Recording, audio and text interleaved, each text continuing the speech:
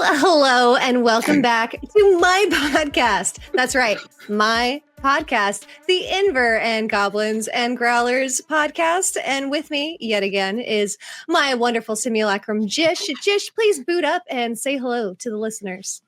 Hello, I am Jish. I didn't consent to any of this bullshit.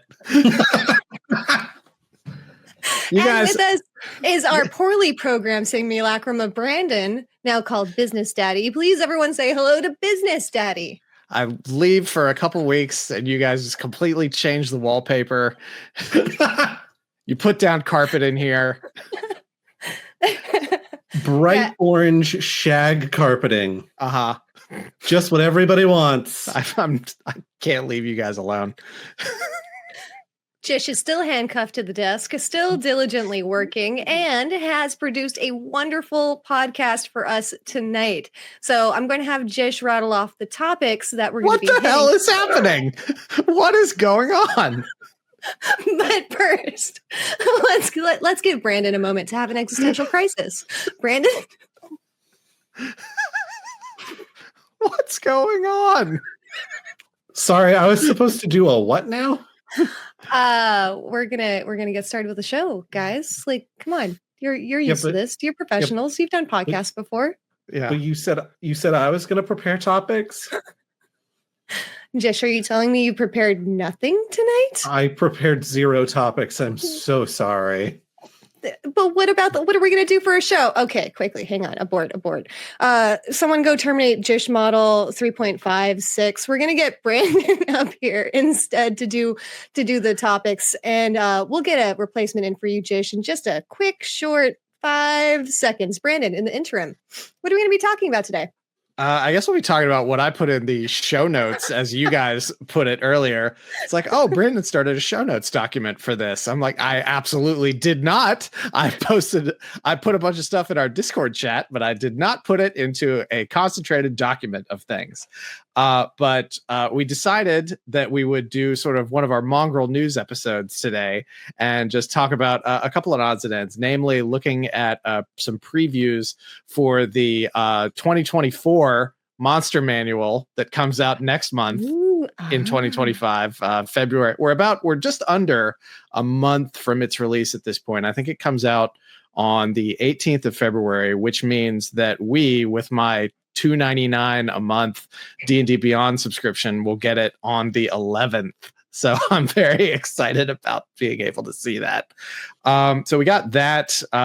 They've been rolling out some stat blocks and things that like a couple of people like J.R. Zambrano at Bella Lost Souls have picked up, like talking about aberrations, the primeval owlbear, some various other things. Then I can also talk a little bit about some Dragonbane stuff that I'm very excited about.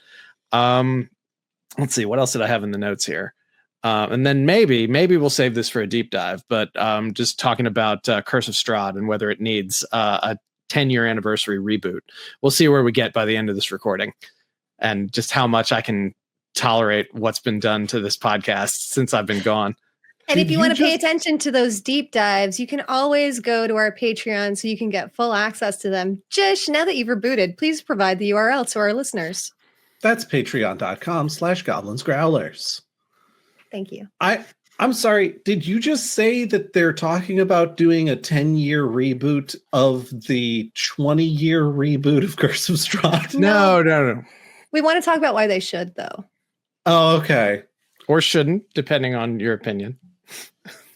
Because it's not the 10-year anniversary of Curse of Strahd. Curse of Strahd is much older than that. Yeah, next year actually is the 10-year anniversary for 5e Curse of Strahd. If you want to fact check us, listen to the deep dive, figure out what we got wrong, and then type it into our Discord, which I'm sure you all have the link to already. Yeah, I'm a big fan of people pointing out stuff that I got wrong.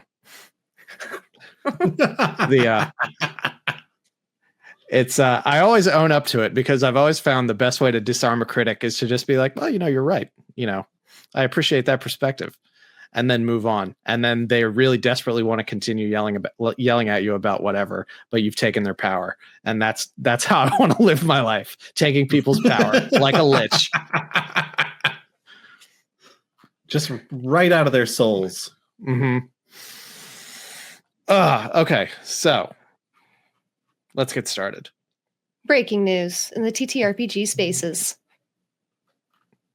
Well, I need you to do this. What's happening?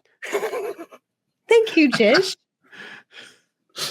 We needed a breaking news sound. I know Scott's going to put something in and or remix what I just did, but we need it for us here in the moment so that we really feel that the news is breaking. Yeah. Listen, Brandon, we're professionals, okay? And that includes audio bits. In 2025, digital teletype noises really resonate with the youth. It's a Pavlovian association now. It has nothing to do with the actual mechanics anymore. Mm-hmm. Anyway. Where do we want to start? I've completely lost all decorum of trying to pretend like we overly planned this episode. So that's why I'm just out and out saying like, oh yeah, like what should we do? How do you want to handle this? How do you want to tackle this? Well, you had some news. I mostly want to talk about Monster Manual stuff, but I suppose we should eat our vegetables first. And I think you have your own nerdy topics that you want to present. So maybe we start with that. Yeah. If this is eating vegetables, then this is a really nice like air fried Brussels sprout that you've put some like garlic, salt, and olive oil on. It's really good stuff because as many of you know, I am quite an evangelist these days of Dragonbane, which is Free League Publishing's revival of like the 1970s Swedish D&D alternative that was not called Dragonbane, but I can't quite remember exactly what it was called off the top of my head. But now they call it Dragonbane since they did a Patreon for it. But anyways, there is a free supplement that's out for it now, and it's free. I'm going to underline that because I'm going to scroll through the PDF, and I don't want anybody being like, "You're giving away their content for free." Bootleg, alert.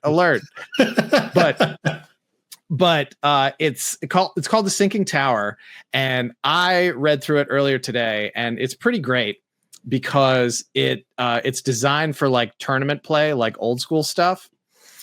Because it takes place it's supposed to take place over the course of like 2 hours. And the premise of it is really fun. It's a tower, like a wizard's tower that only emerges from the ocean like every 20 years. And it's only up above the waves for maybe a couple, 3 hours or something like that. And in that time, the party has to go through it. Wait, I have a question. Is it affixed to a giant turtle? I mean, it's turtles all the way down. Oh, okay. Yeah. That answers my question. Thank you. Yeah, exactly. So it's like 7 or 8 stories, but the whole premise is the party has 2 real world hours to have to run through here, fight these very deadly monsters, solve these puzzles and everything. It's very much geared for quick play. Like you put like an egg timer down there. But since it's like tournament play, the idea is that you get convention games going and then you have different tables playing against each other for it, right?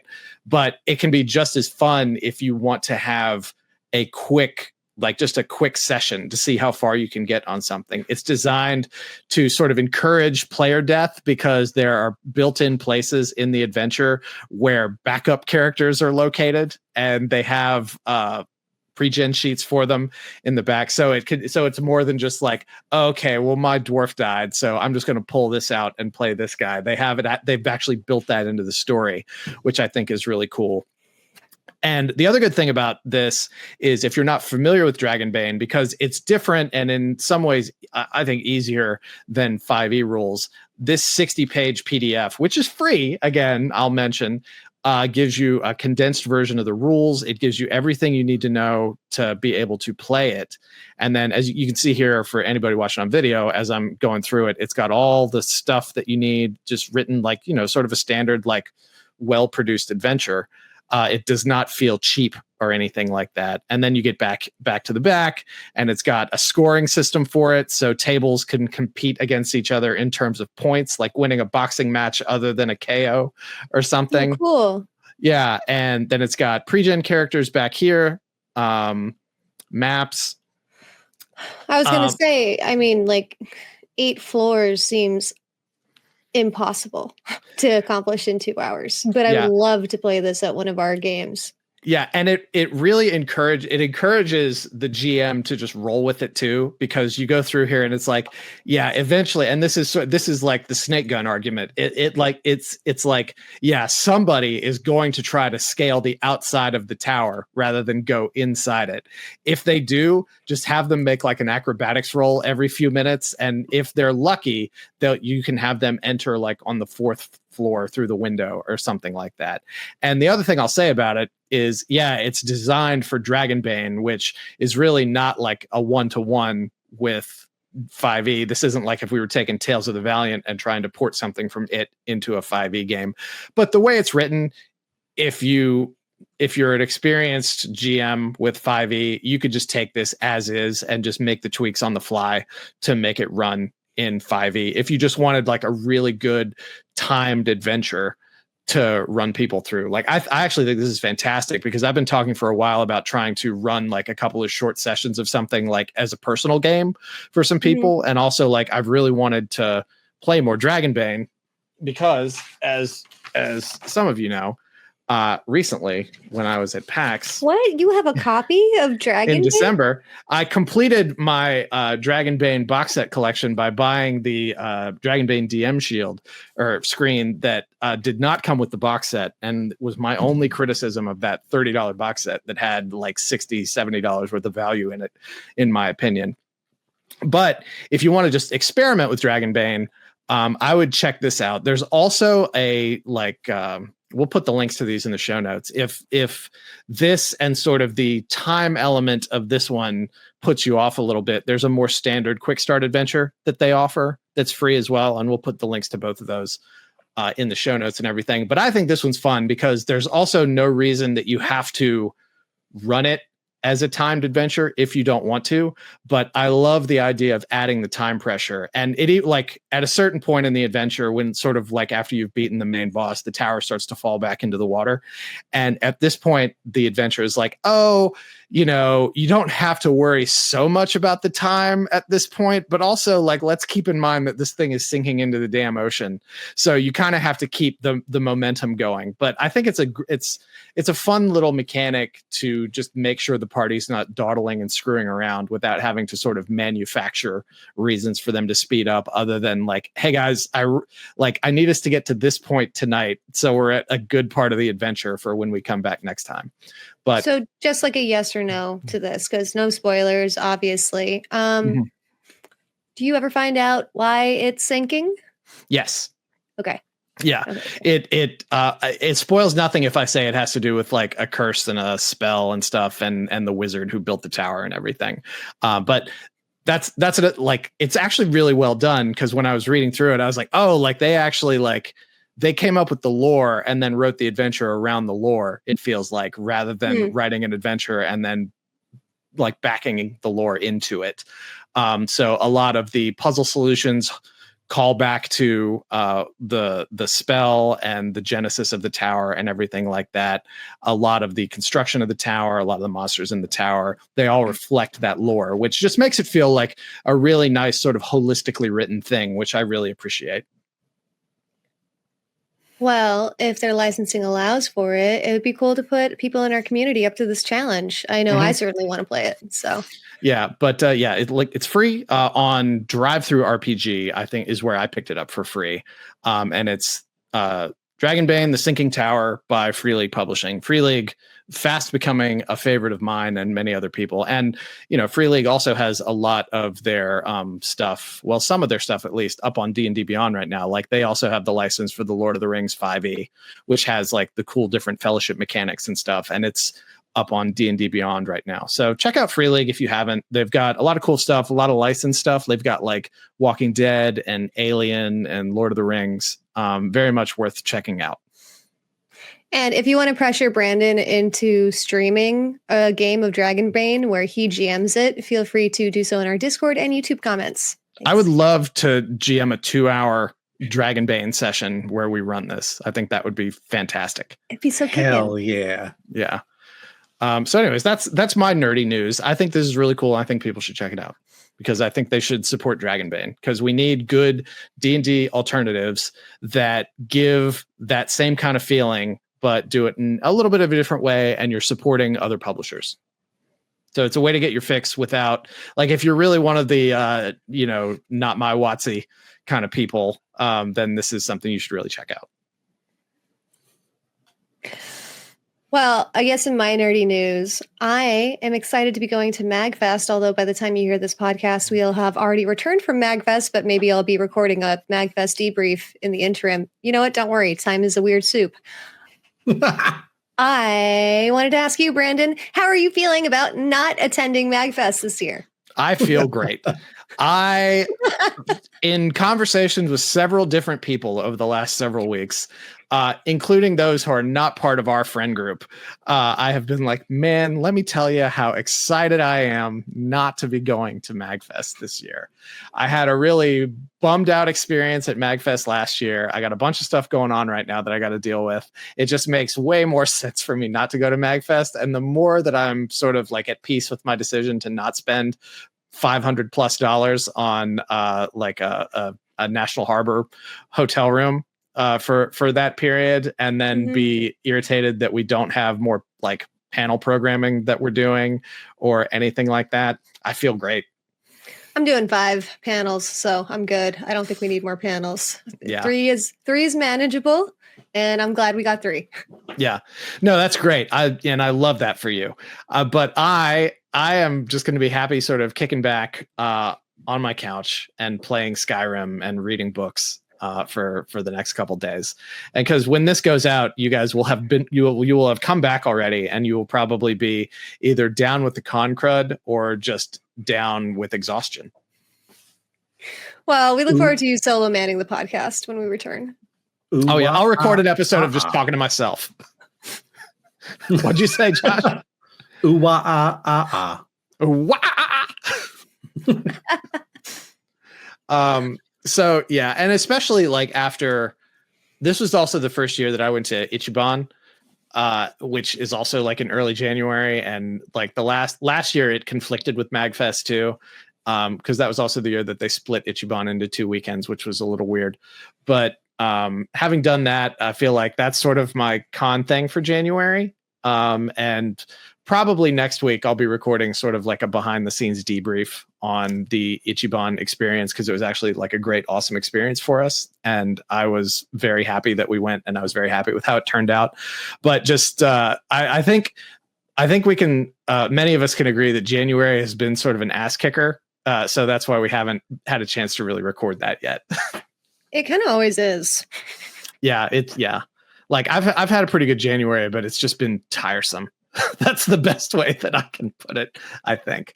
So I'm always a little surprised by coming out of the holiday season, how rapidly things get so busy. Yeah. So busy. Yeah. Well, like, and the last couple of years, like MAGFest has been the first or second week of January. Like 2 years ago when I was starting grad school, MAGFest was the same weekend that my school term started, which was frustrating because I came back and I was behind the 8 ball. And then last year, MAGFest was during the first 2 weeks, or like it was during the first or second week of the January term in grad school. So during like part of my MAGFest experience last year was bummed out because I ended up like, I was like, well, there's nobody to hang out with. Because everybody was doing different stuff. So I just went back up to the hotel room and did homework for my marketing class. I wrote a paper. My MAGFest this year will be significantly more enjoyable than my MAGFest last year, where if anyone saw me wandering the halls of MAGFest, they would have noticed I had a pronounced limp. And that's because I was dealing with sciatica the entire time I was at MAGFest. Yeah, we had to get like those heart paddles and put on your back and shock you. It helped. It helped, at least for me. Yeah. But the concert room in MAGFest, it just irritates the hell out of me. It absolutely irritates the hell out of me. Like I love going to see Bit Brigade and Cybertronic Spree and Mega Ran, but just everybody in that performance room just all the rest of the audience just bugs the hell out of me, because like you try to stand there with your friends and then everybody just starts walking through you, not trying to find sort of like a line of least resistance to get out of the room. It's just way too crowded. People throwing beach balls and shit out there in the audience. And like every time I'm the killjoy. No beverages. Yeah. I'm the killjoy that tries to like grab the balloons or the beach ball when they go out into the audience and stop them from continuing in the crowd, because it just activates my anxiety of having to pay attention to where it is, because I don't want to get hit in the head with it.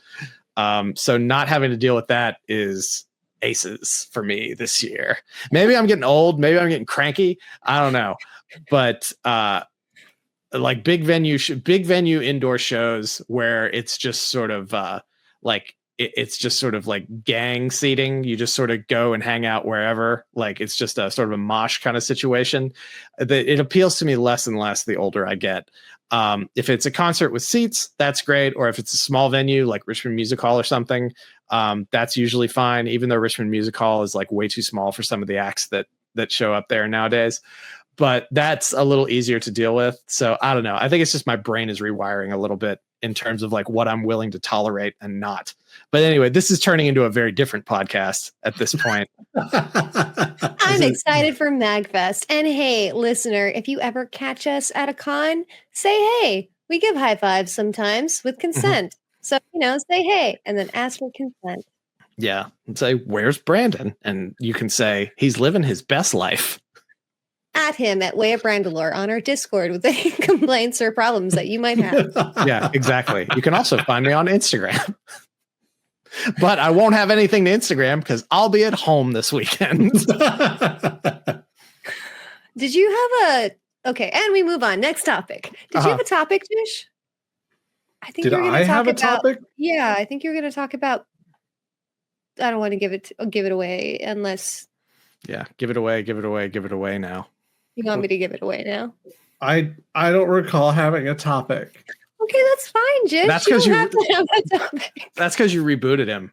It cleared his cache. You're right. This is my fault. Okay, Yeah. Jish, you're blameless. Don't feel bad. It's okay. You've done nothing wrong ever. Okay. Maybe then we can do the sneak peek preview of the monster manual that's going to come out this year. Ooh. Yeah, this year. The 2024 monster manual that's coming out out this year. Yeah. Finally, the 2024 core rule books will be complete in February 2025. Yeah. I'll go ahead.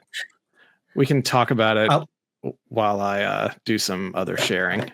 I will say the same thing I always say when we start talking about the 2024 Monster Manual coming out in 2025, which is if they'd called it 5.5e, we wouldn't have this problem. Exactly. So I'll just let this video play for a little bit without sound, so we don't get Soundless video. Yeah, so we don't get dinged by Wizards of the Coast. But yeah, there's Jeremy Crawford talking about it. But some of the things that have come out recently, like Bella Lost Souls, our boy J.R. Zambrano has been looking at some of the previews that have been coming out, like with aberrations and oozes and things. And then there's like monstrosities with the primeval owlbear.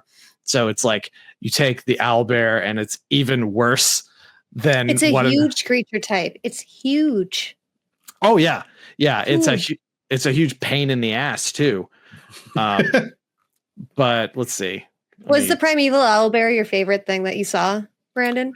No, probably not. Like I really like the art for the new Medusas. I think that actually looks like really awesome. We also just passed the Gith art on the screen as our background stuff. So like Gith Dracomancer was something that popped out immediately. Ooh, look at those Gorgons. Yeah. Oh yeah, that's the actual name, isn't it? Calling them Medusas is really stupid. I know my mythology. I think there's two types of Gorgons in D&D. Correct me if I'm wrong, but I remember seeing one that looked like an iron bull And I remember that because it was immune to sonic damage. It was like one of the few. Okay, we're digressing. Yeah. I'm really into the Gith Dracomancers. You get to be a Gith. Yeah. You can ride a dragon. It goes into the Red Dragon lore and how they formed that relationship with Tiamat and how they actually got access to dragons in the first place. And I would 100% write a game like that. I've always wanted to play a Gith raiding party that's on the hunt to find their dragon mounts. And maybe this is the impetus I need to get that underway. Mm-hmm. Josh, what are you looking forward to in the new Monster Manual?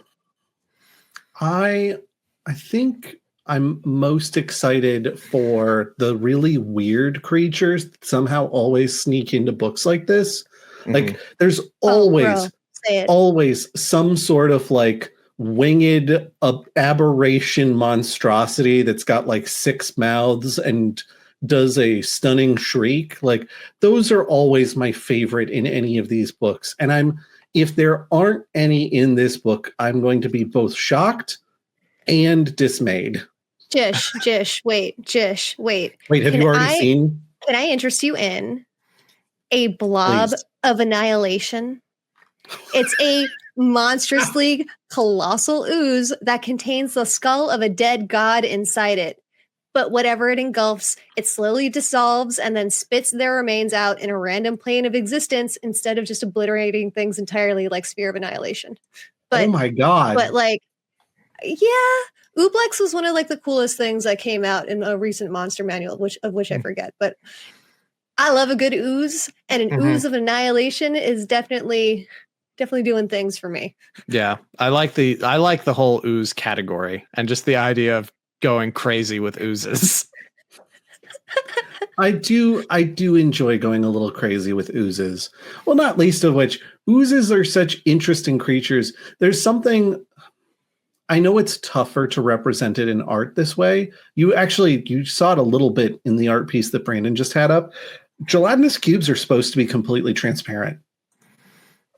So if they're not in motion, if they're not actively doing things, if they're just standing still in a doorway, it's supposed to be real hard to see that they are there. I do remember that. But like, how are you going to draw a completely transparent cube? Right. Well, the artists have to do something with them so that you can see that there is an ooze there. And frequently, because slimes are green in fantasy worlds, they just draw the gelatinous cubes as being big green cubes, which I think makes them look like lime jello, which is kind of fun. Like, oh no, grandma's dessert is coming to attack. But I will say, like, that piece of art that Brandon showed, you could see the rocks were actually poking through on the right-hand side, completely transparent because the cube is invisible. I want them to start looking like the blue slimes from Dragon Quest. I was about to say, we're breeding our ooze monsters now. Little blue blobs that bounce around with big smiley faces on them. Yeah. Yeah. If you want a really good game about slimes, I recommend a 15-year-old DS game called Dragon Quest Rocket Slime, where you're one of those slimes and you have to build and modify tanks to fight other slimes. What? Yeah. It's really good. I found my kind of incredible, but also a little terrifying. I found my DS recently and was playing it again. I found my DS in the outbuilding behind the house, and it had been there since I moved for like several years. And I turned it on, and it still had a charge, which is kind of amazing. That is absolutely incredible. Anyway, I didn't mean to derail. I might call it, though. I think that definitely BG3 had a lot of influence on how the monsters received priority, because going through JR's list, it's like, all right, we got Kuatoa, mad respect. I'm glad Kuatoa are getting a moment. We have beholders again, inspectors, spectators again. That's fine. Owl bears are getting a feature, like Brandon brought up the primeval owl bears, and we have driders. And I'm so happy that driders are getting a new write-up, because for sure we need more Underdark Drow content always. Yeah, like, it talks about how BG3 was a huge influence on stuff like the Githyanki being in this. Githyanki and Githzerai. So they're clearly looking at where they're not trying to bite the hand that feeds them. They're looking at what people want, and they're like, yeah, let's just pump that up a little bit more. Sorry, I got a legit question. Is it get the Yankee or get the Yankee? I've always elongated the A. Jish, what do you do? I thought it was Githyanki. I'm in the minority? This is stunning. I'm shocked. Mm-hmm. Well, I can't go on. Continue without me. They could be Gith Yankees. Yeah. Githyanki candle. I guess there'd have to be Gith better at 2 then. That's actually no. You need to make a Githyanki candle magic item, Josh. I'm looking at the ForgottenRealms.fandom.com website, and they've got it Gith and then Y. It's the A and the E combined. N. Githyanki. A-E-E. Oh, so I am right. I think that is. I think your first listener. I'm right once again. Yeah, that's the like Roman transliteration of an ash rune. And it's got that long sound like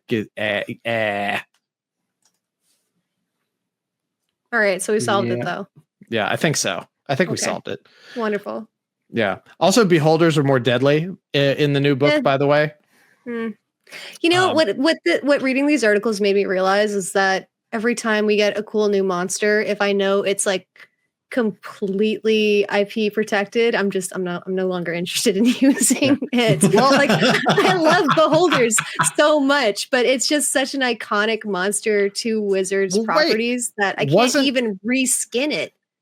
Well, wasn't because the actual name Beholder, that was one of the things that accidentally got released into Creative Commons, right? The name Beholder, but not the actual image or description. Sort of like the name Strahd von Zarovich is in Creative Commons now, but you can't use it in conjunction with a vampire lord who rules over Barovia. Correct. Right. Yeah. Yeah. Somebody, like, I'm sure people already have, but they need to just make and market a mirror-related monster that's called a Beholder. Tales of the Valiant, we're looking at you. Thank you. Oh, there's the image of the ooze again. And you can see the rocks are completely transparent on the right-hand side. Mm-hmm. Oh, I see what you mean. Yeah. So I think all you need to do, Inver, is just embrace that it can't be a beholder, it can't be a spectator. What you've got is a surveyor. Just change the name and done. It comes with a plumb bob and a laser sight and and 2 others that are in like high vis vests. Yeah, all 3 of them are one creature, and they move about on all 6 of their legs. Mm-hmm. I like what we're building here, team. Okay, we'll make a legally distinct beholder, so help us by the end of this year. Yeah. The worst part is the lasers that it hits you with don't do anything. They're just lasers.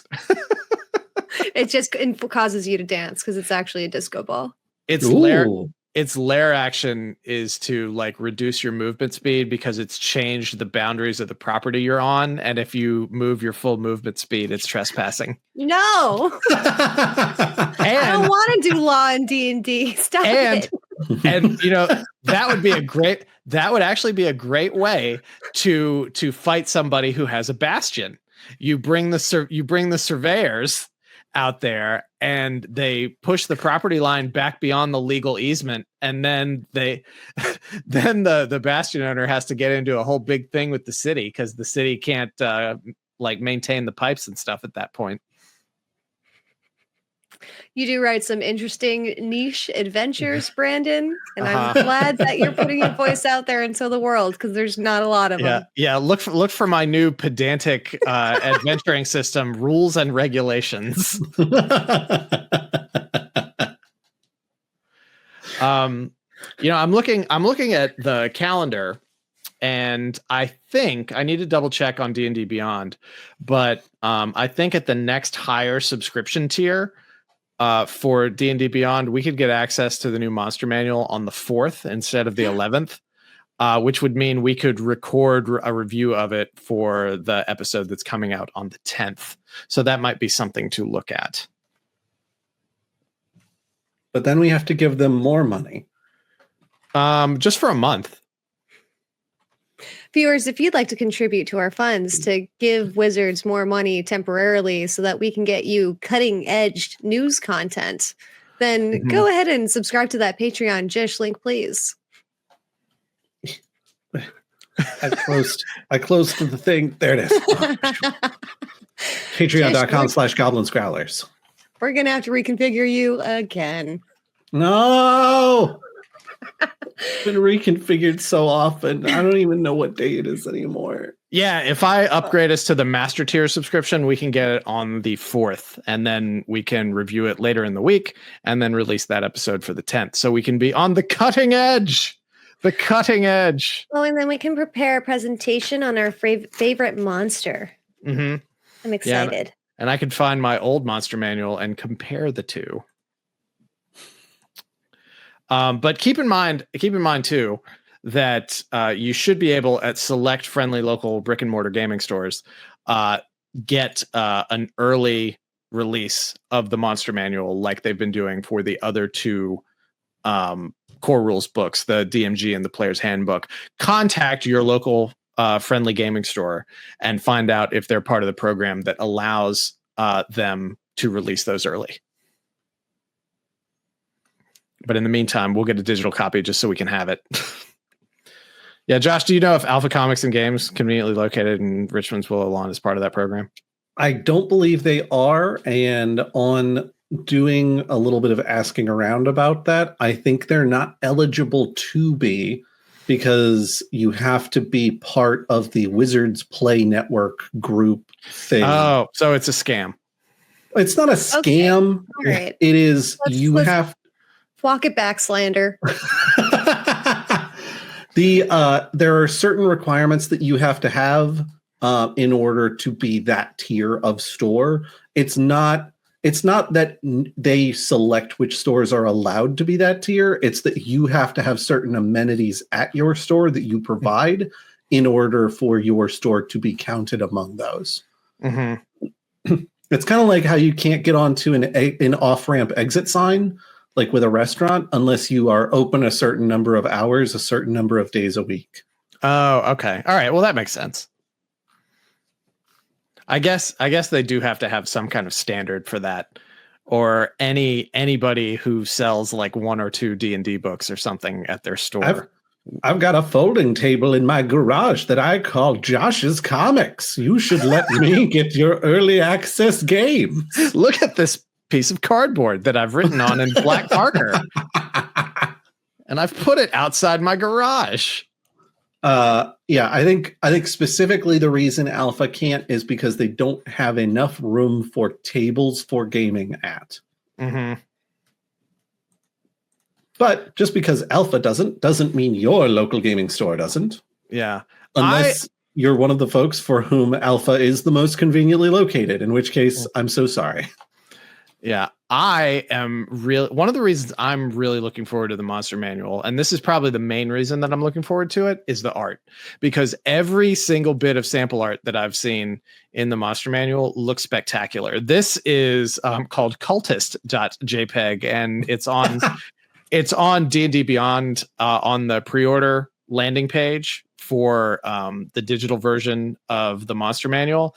And it's part of the section where it's talking about revamping the NPC stat blocks and things like that. But I love the aesthetic of this. I can't really put my finger on like what's different about the art other than it's better. Like, I like it better. It feels sharper. It feels like it's more textured. It feels like it has more depth than some of what we saw in the 2014 releases, just in general. But I'm very excited for it. Like there are many books that I buy, like gaming books, that I buy for the art. And even if I don't end up using them, it's great to just pick it up like a coffee table book and leaf through it and stuff. And I feel like this, the Monster Manual has the potential to become that again. They have the right number of fingers. Mm-hmm. Yeah, exactly. I mean, I will go back to when I was at Gen Con in 2024, talking to one of the directors of art at Wizards. He was like, Yeah, we are artists who make our living doing art, so we also don't want AI to take over the job. Mm-hmm. Oh, this is a fantastic that's pretty piece. cool. Yeah, it's a fantastic piece of art. I'm gonna. I kind of wish you just had the art book instead of people talking over us talking, because I'm getting confused with them talking and our voices coming out, and it's discordant. I don't sound. Well, actually, you don't sound anything like Jeremy Crawford. Well, right, because there's almost zero women in TTRPG spaces. Yeah, I was about to say I've seen them interview women on this YouTube series before when they're doing this, but that's not a great comment to make. Well, isn't the I don't recall what her title is, but she's like the president of D&D. I think she left. Did she? I think so. Really? I can't remember. But yeah, I think she left the company. Oh. We want to talk about the reclassification choices that they made for the monster manual. I mean, yeah, if you want to get into it, I don't know if we have necessarily all the information that we need to be able to render like an informed judgment. But it's interesting that they did it to werewolves and kenkus and Gith, both Githzerai and Githyanki. Now accurately pronounced Githyanki. Yeah. Yeah, because Kenkus and werewolves got reclassified into monstrosities, and then the Githyanki and Githzerai got reclassified into aberrations, and it doesn't seem like it would matter all that much, but if you're doing a spell like, I don't know, hold person, it matters, because now our humanoid-shaped, potentially PC playable classes are now exempt from certain spells. Yeah, maybe? It's like centaurs and ladders all over again. Wait, centaurs can't climb ladders? No, they can, and everybody was really upset about it. I think the issue is more that it kind of diverges the player's ecosystem if there are certain races that are classified as humanoid and then other races that are the monstrosity or aberration type, because then you're... Yeah. Well, what's Hold Monster? Hold Monster is easily like 3 spell levels above Hold Person, right? Like, for me, the werewolf is where it gets a little bit problematic because, you know, there's Hold Person. Let's use the Hold Person example, right? Because like Hold Person will work on you when you're not a werewolf, but then you turn into a werewolf and Hold Person will not work on you. Like what's the line there? Like, at what point in your transformation do you cease becoming a humanoid and start becoming start being a monstrosity? Do you have to hit like the 51% mark and then the spell doesn't work anymore? I think it's weird, and I think it's confusing, at least with even though I like generally don't agree with it, because of the point that you made about like, well, it's a player species, so they should be able to be like, they should be, you know, humanoid or whatever, subject to player targeting spells. Hold Person is level 2, Hold Monster is level 5, so that's a significant amount of levels in between. Yeah, and it just feels to me like, I don't know, like, I know they probably felt like they had to do it for like stat block purposes, but I think for like any playable species, like it should just be like, oh, it doesn't matter or something. And I mean, that's probably how it'll be house ruled, but it just seems weird. Like, it doesn't make sense on the surface to me for that. Okay, I'm going to start a campaign. It's going to be called Hold Creature. And we're going to give out hugs as part of promoting it. And we're going to make it a level 3 spell just to find the middle there. And we're going to get rid of the other 2. Sound good? Yeah. Well, you know, talk to Paradox Studios. Maybe you could make it like a White Wolf adjacent game and just call it like Creature the Holding. When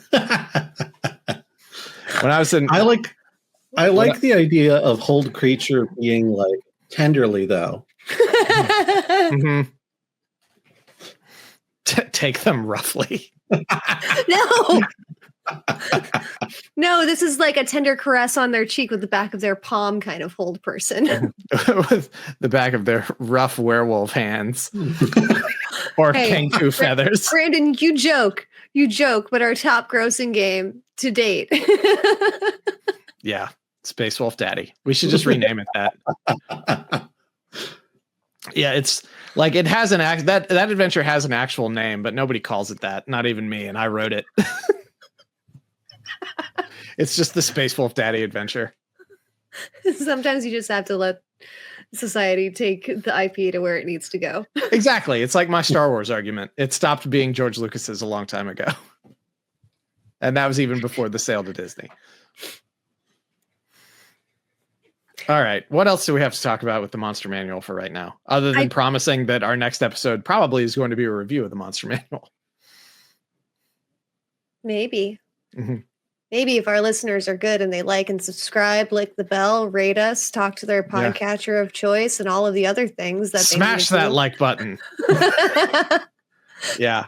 Also, just as like a little bit of a programming note, I've been planning to line up some discussions with some of the folks that we met at PAX, and just because with how crazy January's been, I haven't had a chance to do that yet. But I'm going to follow up, and we should be relatively soon be able to talk to the writer of the Book of Extinction, from Mage Hand Press, Lucas, and that should be really exciting. I think we're going to be having Tim Roberts, the founder of Critical Kit, on to talk about a lot of like the indie type stuff that he writes and various people he works with in the UK. So that should be exciting. I think we've got maybe one or two more lined up. I know we want to have Nomnivore back, talk to them about some of their new stuff, but I'm excited to get back into doing a little bit more interviewing in 2025. The world, well, not the world necessarily, my small world got kind of crazy, like right after I finished up grad school in August, and then things just sort of slammed straight to the holidays. So I haven't had a chance to like reach out to people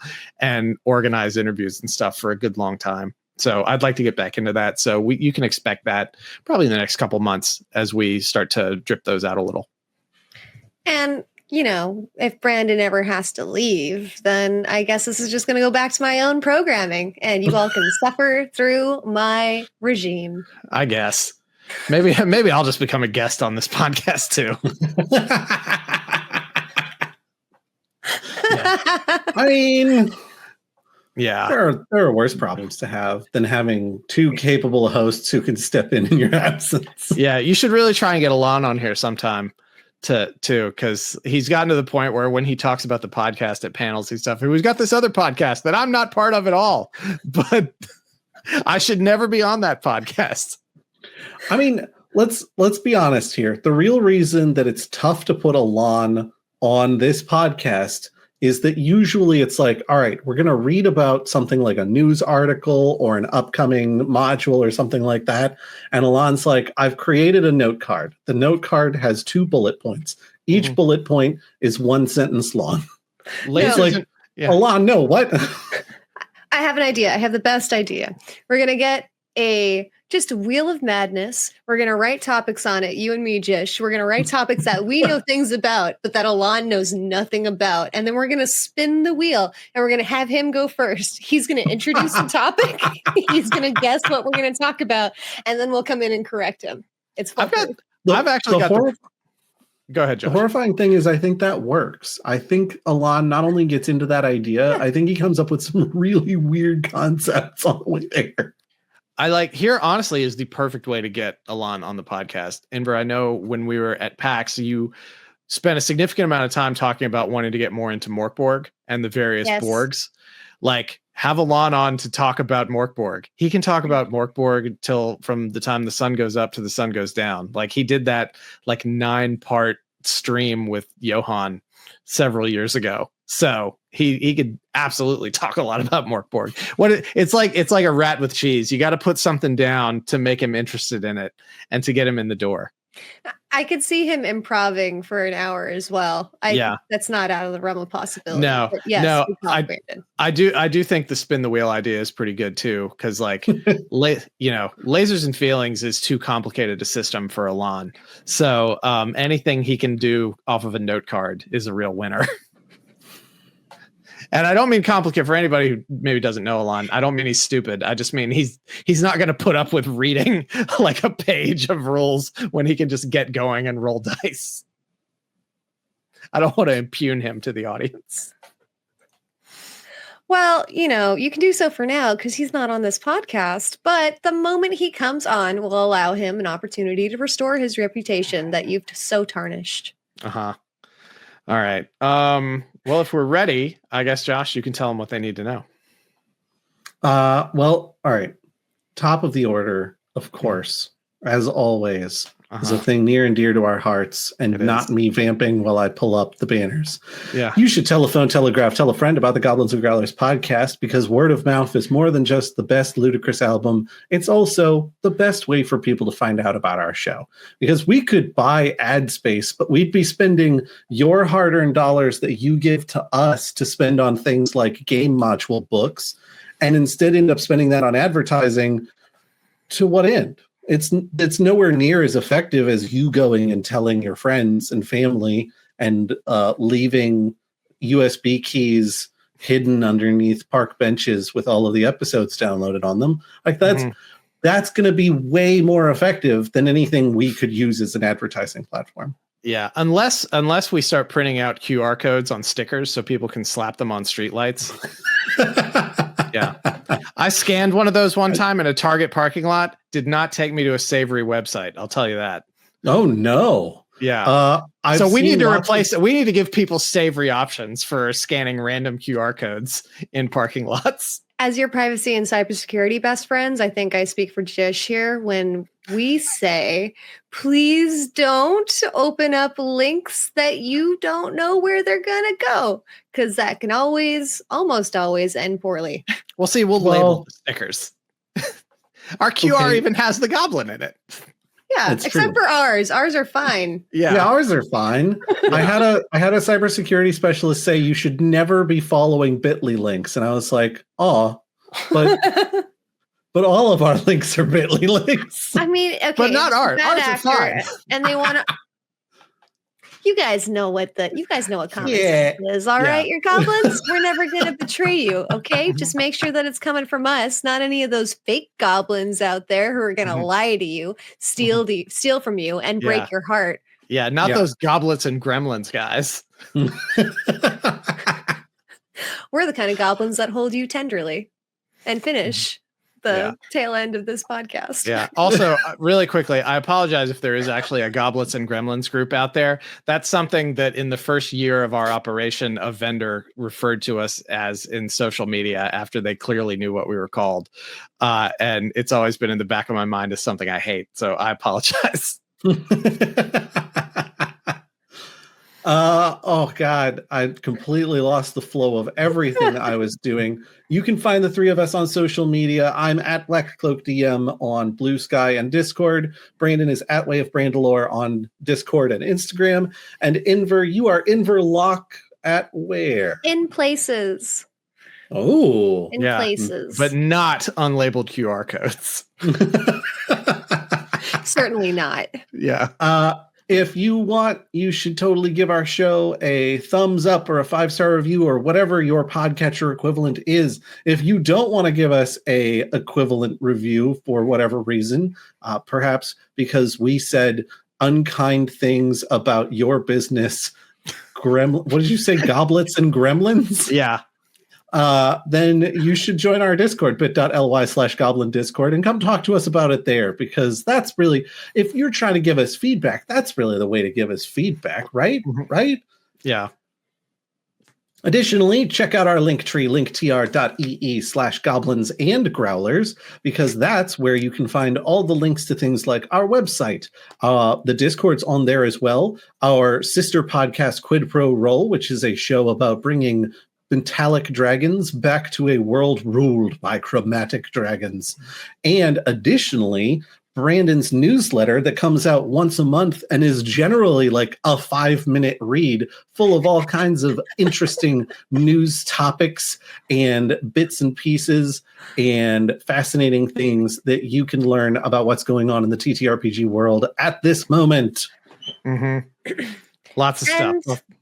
Finally, Listener, if you're listening to the tone of my voice, you're currently being hypnotized to go to the YouTube comment section and tell us what your most anticipated monster of the Monster Manual is. If it's the Blob of Annihilation, I instantly like you. Also, go to the Patreon, patreon.com/Goblins Growlers. Okay, cool. I think we did it, team. Yeah. We're winners. Winners are we. Yeah. Whatever the hell this was, we've done it. Yeah. Brandon, welcome to the show. We're so happy to have you. Yeah. I'm thrilled to have been asked to be a part of it. Thank you. I don't understand why Simulacrum Brandon is so much more authentic than Josh Simulacrum. I'm not a simulacrum. I'm simulacron. I'm actually from Ohio. I'm a real person. Oh. Yeah. Okay. Yeah. A simulacronite. Yeah, exactly. Okay, end show. End show. Bye, y'all.